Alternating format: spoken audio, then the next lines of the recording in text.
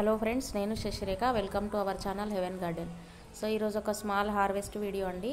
కొన్ని కూరగాయలు ఉన్నాయి, వాటిని హార్వెస్ట్ చేసుకుందాము. బీరకాయలు అండి.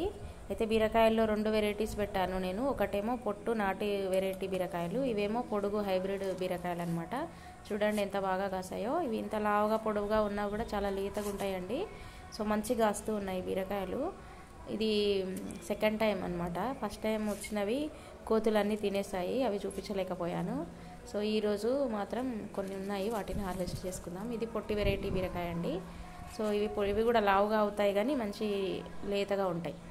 సో కొన్ని ఇంకా విత్తనాలకు కూడా వదిలేస్తాను, అవి మొత్తం రెడీ అయిన తర్వాత చూపిస్తాను. ఇవి వంకాయ మొక్కలండి. సో అన్ని వంకాయ మొక్కలు తీసేసాను, కానీ ఈ టబ్లో మాత్రం 3 మొక్కలు ఉన్నాయండి.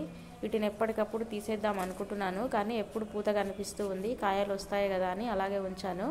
తీసినప్పుడల్లా ఒక 1/4 కేజీ వంకాయలు మాత్రం బాగా కాస్తూ ఉన్నాయండి.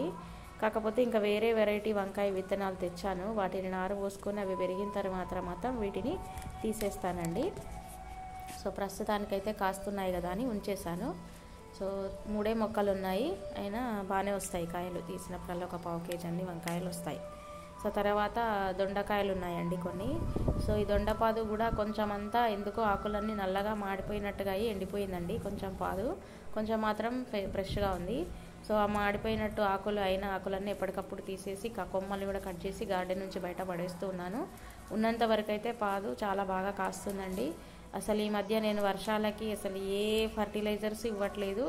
వాటరింగ్ కూడా దాదాపు 1 మంత్ అయిపోయిందండి చేయక. మనకి రెగ్యులర్ వర్షాలు ఉన్నాయి కదా, బాగా వర్షం పట్టి నీళ్ళకే బాగా కాస్తూ ఉన్నాయి. సో ఇదండి వాళ్ళ వీడియో, స్మాల్ హార్వెస్ట్ వీడియో నచ్చితే తప్పకుండా లైక్ చేయండి, షేర్ చేయండి. ఛానల్ సబ్స్క్రైబ్ చేసుకునే వాళ్ళు తప్పకుండా చేయండి.